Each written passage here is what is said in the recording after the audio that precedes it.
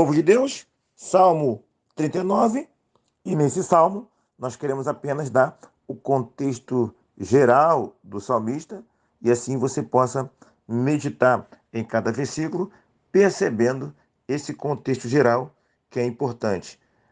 Título aqui na minha Bíblia: A Vaidade da Vida, ao mestre de canto Gedutum, Salmo de Davi.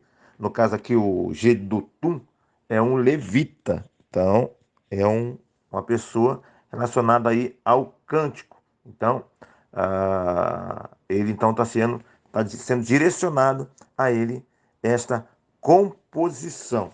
Nós já temos aprendido, né, que há muitas características de salmos, e esse Salmo 39 é um dos salmos de lamentação.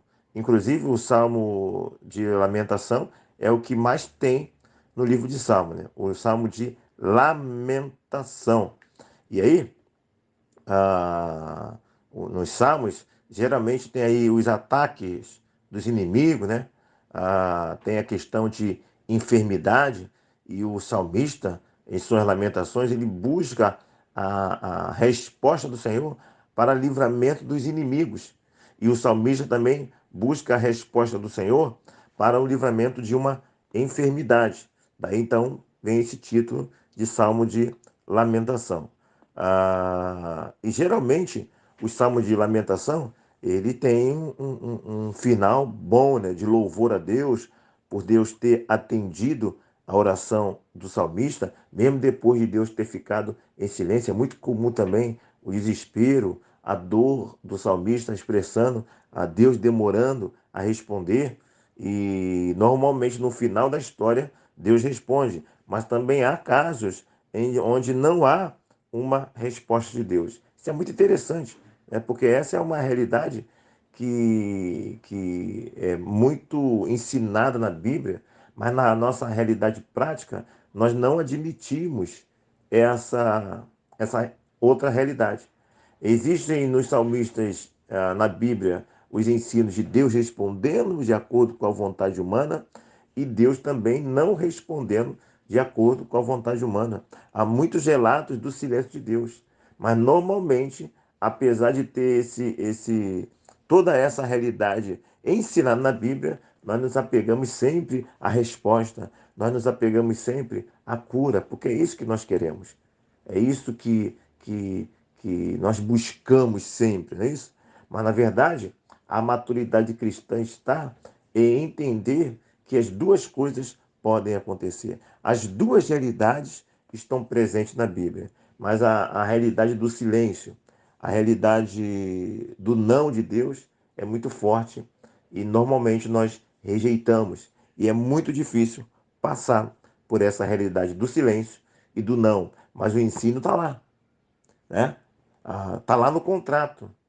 Essa realidade existe, sempre existiu e sempre existirá, né? Mas independente do silêncio de Deus, independente de Deus dar ou não a cura, está lá também de forma muito explícita a esperança, o pós-morte, uma esperança futura. Está muito claro isso, né? Tudo isso está no pacote, é isso?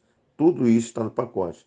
E nós teimamos em queremos selecionarmos algumas partes do pacote, mas o segredo é entender, buscar, aceitar e se preparar para viver todo o pacote, todo o contrato. Porque no contrato tem parte muito boa e também tem parte ruim. Mas no geral, na avaliação geral do contrato, é muito bom esse contrato. No final desse contrato, será extraordinário para todo mundo. Isso que é interessante. Então o salmista aqui no capítulo 39, você não vê ele terminando nem em desespero, nem em voz de louvor, né? Não, nem no desespero, Deus respondendo ou não respondendo. Não há uma definição se Deus respondeu ou não respondeu, ok? Mas você vê que ele está fazendo um apelo aqui dramático ao Senhor, porque ele está em dor. Ele está em um momento muito complicado. É interessante. Ele está com dor, ele está num momento complicado, mas ele está com Deus. Ele está buscando Deus. Ele está chorando com Deus. Ele está lamentando com Deus. Com dor, mas com Deus. Lembra dessa ilustração? O pai que bate, mas o filho precisa do colo dele, né? Apanha, fique triste, fique chateado, mas vai para o colo do pai, porque é no colo do pai que você tem a esperança. E se ele não responder da forma que você quer, pelo menos você está no colo do pai. E de uma maneira ou de outra, você vai ter o benefício dele. Não é isso? Bom, esse então aqui é mais ou menos uma introdução geral do livro de Salmo 39. E eu quero ainda ler aqui a nota de rodapé aqui da Bíblia Plenitude. Diz assim: este salmo devia ser dado ao mestre de canto do templo, Gedutum, então ele é o levita, tá vendo? Para que fosse incorporado ao culto. Aí ela faz aqui a plenitude uma menção a 1 Crônicas, capítulo 16, versículo 41. Que nós podemos até ler, né? 1 Crônicas, capítulo 16, verso 41. Deixa eu abrir aqui rapidinho. Em 1 Crônica, esse texto 16:41, que ele faz menção, né? Era para me ter separado, acabei esquecendo. 1 Crônica 16:41, e com eles deixou a Remã, a Gedutum, e os mais escolhidos, que foram nominalmente designados para louvarem o Senhor, porque a sua misericórdia dura para sempre. Então aqui é uma menção bíblica de que esse Gedutum era um dos levitas, era um dos escolhidos para o cântico. Lembrando que antigamente, né, não tinha esse negócio aí, eu quero cantar, na oportunidade de um solo. Existiam pessoas específicas para ministrar o louvor.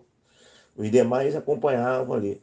Então, você não vê biblicamente esse modelo que nós temos hoje de vamos dar oportunidade para fulano, vamos dar oportunidade para ciclano. Não que seja contra isso, né? Existiam pessoas definidas para o louvor. Aqui está ainda na Bíblia Plenitude, ela continua, depois de dar informação sobre Gedutum, ela vai continuar falando, 39, de 1 a 6. Pensar sobre a dor e as injustiças da vida frequentemente causam indignação. Ok? É o que o salmista, é a crise que o salmista está vivendo ali, né? Ele está pensando sobre a dor, né? E as injustiças. Ele vê ali, ele começa, ele vê ele tem um pouco ali da crise de Asaf, né? Ele tem um pouco ali do problema de Jó, né? Que Deus está em silêncio. E ele começa a analisar a vida dele, dos outros, ele vê que, sabe, não está certo, alguma coisa não está batendo bem.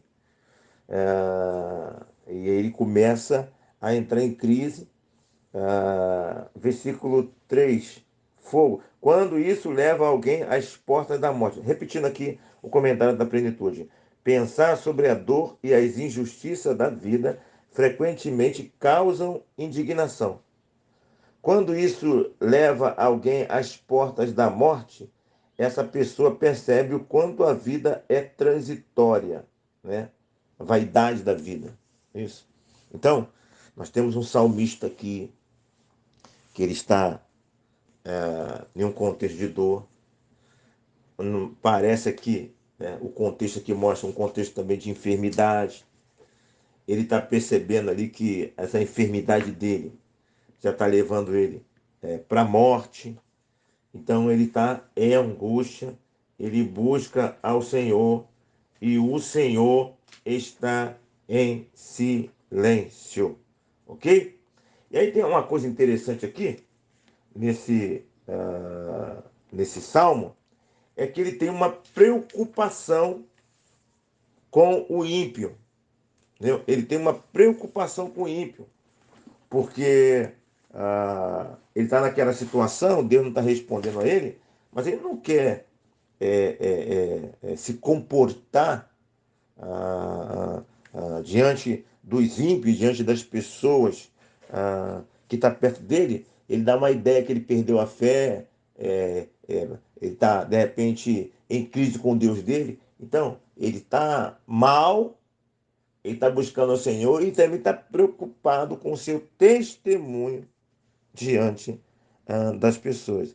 Isso é interessante, né? Então ele fica em silêncio ali, ó, Deus sofrendo ali, porque ele não quer dar um mau testemunho diante das pessoas, dos ímpios. E esses ímpios, eu sempre falo com vocês, né?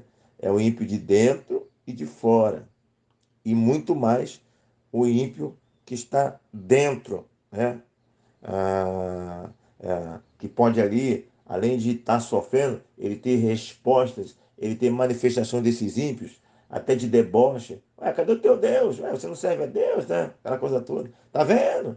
Tem pecado oculto. Cadê o teu Deus? Coisas que, na verdade, não vai somar nada para o salmista e não vai somar nada para a fé em geral, no relacionamento com Deus. Então, esse salmista, ele está quietinho ali, sofrendo, e isso acaba também gerando mais angústia nele, porque ele busca, ele está tentando fazer a parte dele, mas ir fazendo a parte dele em silêncio, e esse silêncio é terrível, porque quando nós estamos em dor, nós queremos falar.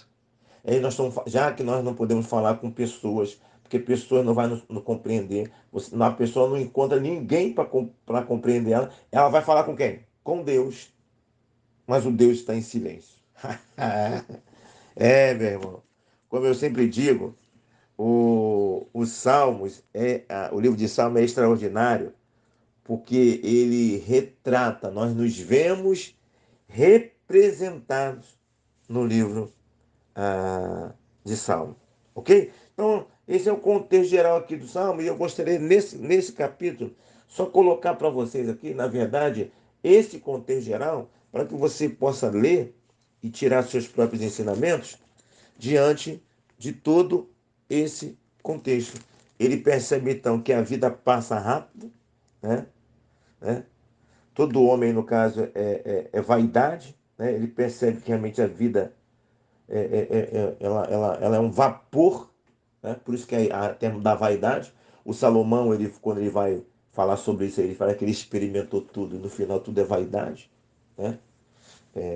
No final de tudo, diante da morte, as coisas não se preenchem, né? O dinheiro não vai fazer muita diferença, entendeu? Não vai fazer diferença nenhuma, né? Porque a angústia vai vir, né? E então tudo é vaidade, tudo passa rápido, a vida é um sopro. Por isso é importante o homem pensar não só nesta vida, mas no porvir, porque quando ele estiver diante dessa realidade da morte da vida, se ele não tiver esperança, se ele não tiver o porvir, se a vida dele for só isso aqui, aí vai ficar mais complicado para ele. Porque já há dor para quem tem esperança. Para quem não se firmou numa esperança, aí que o negócio complicou mais ainda. Ok? Então é isso que o salmista fala, dessa vaidade, do silêncio de Deus, né? Nos ensina a nos preocupar em dar um bom testemunho diante da dor. Não é isso? Nos ensina a continuar buscando o Senhor, chorar aos pés dele.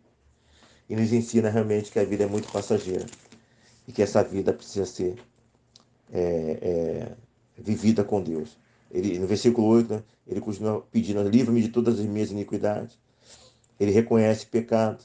É isso. Ah, e ele está buscando a esse Senhor. É isso.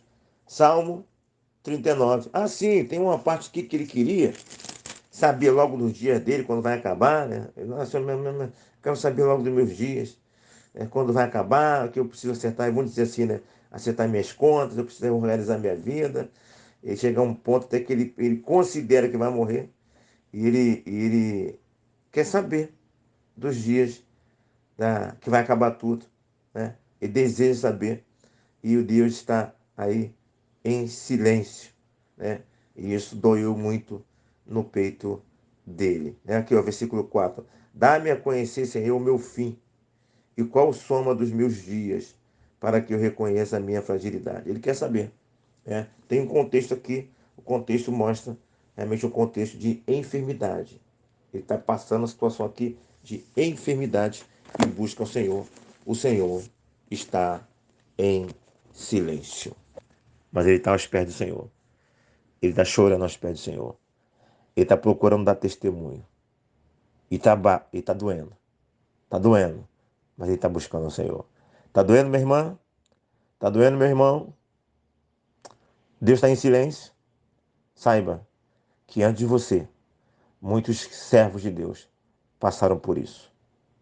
Passaram por isso e permaneceram firmes, chorando ali, doendo aos pés do Senhor, e com a esperança da resposta, e com resposta sem resposta, a esperança de uma vida após morte. Isso é o ponto principal. Pense em todas essas coisas e que Deus nos abençoe.